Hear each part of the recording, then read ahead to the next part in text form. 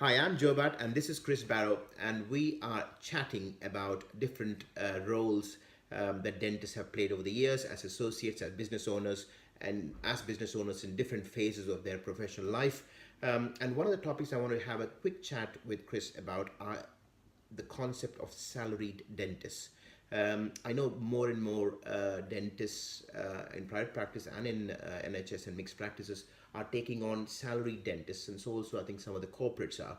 I wanted to find out from Chris, where does the business sense lie for the dentist, and where does the business sense lie for the owner, i.e., a dentist or a corporate or something. So, what is the growing trend at the moment, and is it a win-win?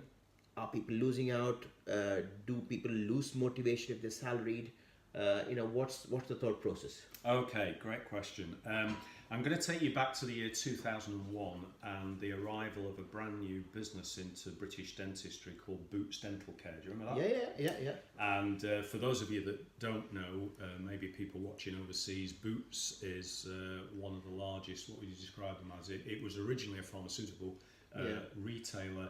Now they do everything beauty, from cosmetics to cosmetics, pharmacy. And it's one of the biggest, oldest established companies in Britain, and a trusted brand, an incredibly trusted British brand. And along they came in the year 2000, 2001, and they decided that they were going to open what actually became, I think it was 47 in-store dental clinics. And back in the day, that was an absolute revolution, wasn't it, Joe? It was the first time we'd ever seen retail dentistry. But they were a trusted brand, and they wanted to venture into dentistry and optics. That was it.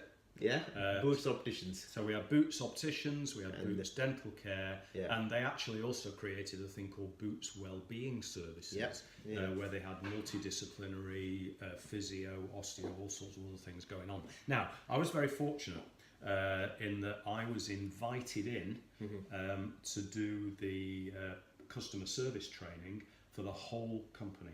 It's one of the biggest projects I ever did in my life, and hugely enjoyable.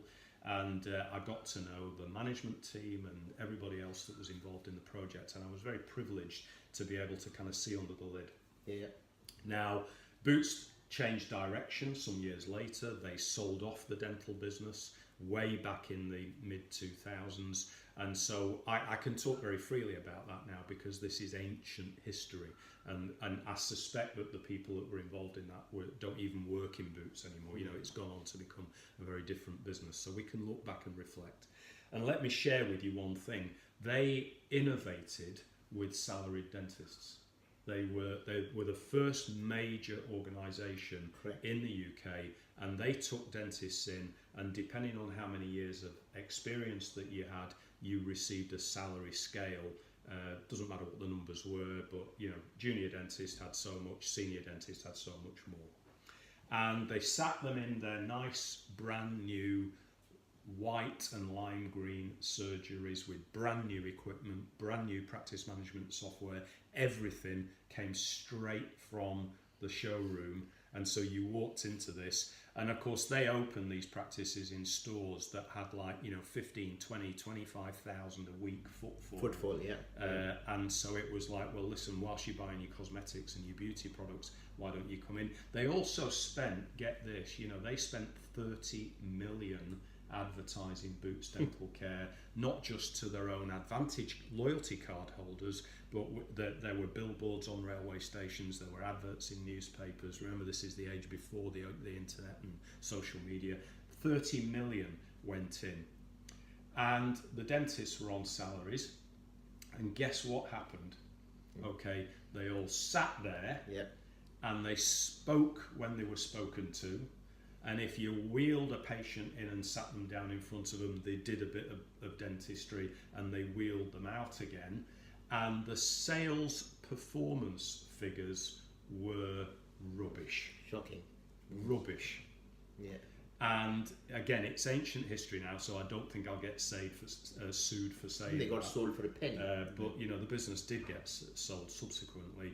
But the problem, what they realised very, very early on, which was what happened was that those salaried dentists, basically, if there wasn't a patient in the chair, out came the newspaper. Yeah. And they sat there with their feet up on the cabinetry, having a newspaper and a cup of coffee, until somebody out on the floor actually found a patient and put them in again.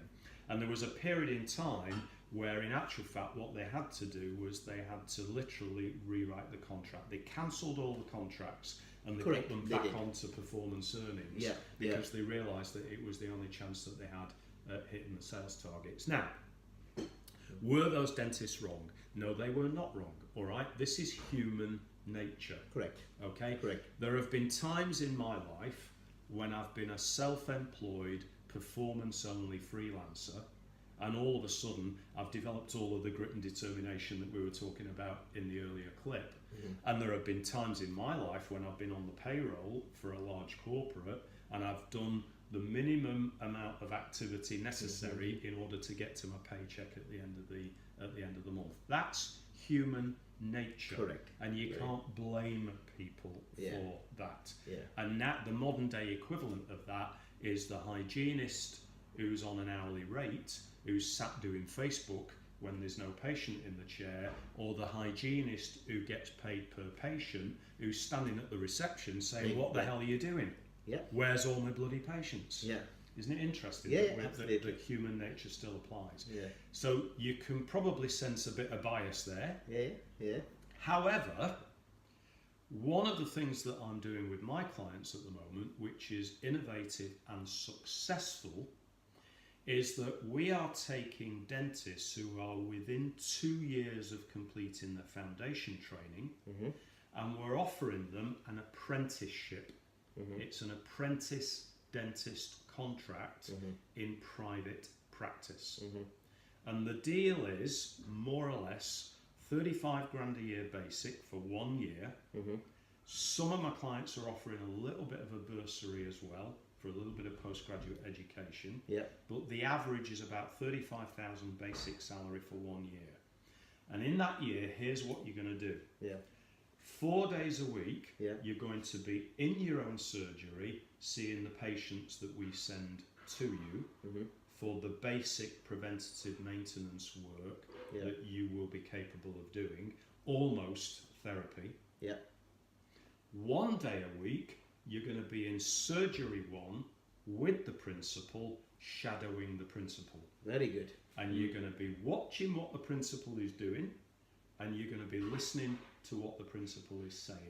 And you're going to do that for 12 months. Every Friday, you're going to be in surgery 1 with Elvis, and then Monday through Thursday, you're going to be sitting in your own surgery, handling your own cohort of patients. At the end of a year, we will then decide whether we're going to offer you an associate contract on a sliding scale percentage basis.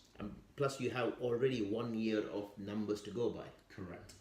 And let me tell you, Joe, it's been a huge success. That's very clever. A huge success. And because you have the number to go by for a whole year, you can show it to the associate and say, right, here's what you have earned from those patients that we have sent you. And at the end of that year, you as the principal know whether that person is going to make the grade, because you've worked with them. Think about it, you've worked with them for 45 times on a Friday. The rest of the team have told you whether that person's going to make it or not, because they've given you the feedback. The patients have told you whether that person's going to make it or not, because they've been giving you feedback as patients of the apprentice. Everybody knows where they stand before you make that ultimate associate purchasing decision. So here, to wrap all that up, I don't believe in salaries for long-term members of the clinical team, because I believe that human nature is that they'll do the minimum possible. I do believe in salaries for associates, because it's a fantastic way of getting to know and triaging people into a sliding scale performance-related contract. Fantastic. That makes perfect sense.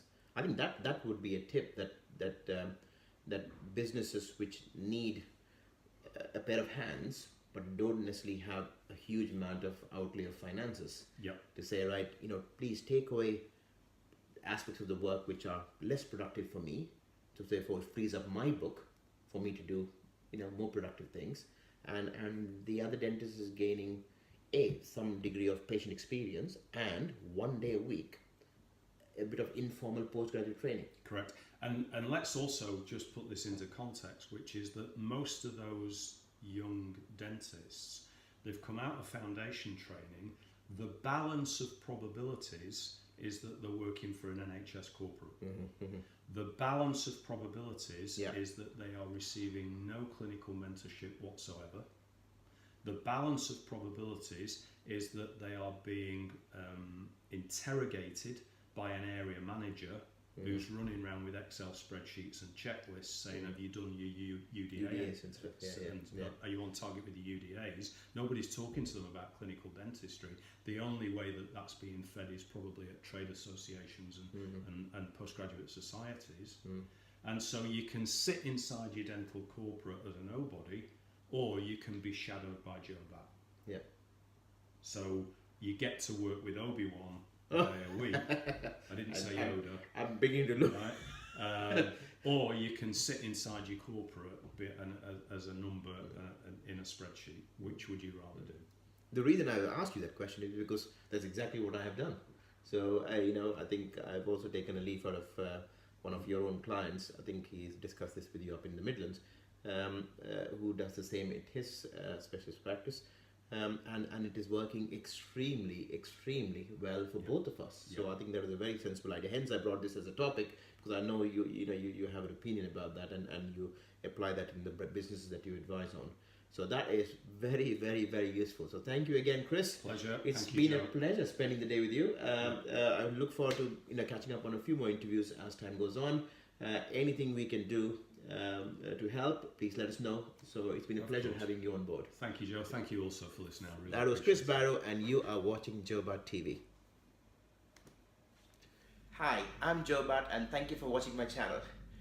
For more interviews with dentists, amazing implant surgeons, business leaders, entrepreneurs, people who think outside the box and create paradigm shifts in which the way we think, follow me on Joe Bat TV. I look forward to seeing you then.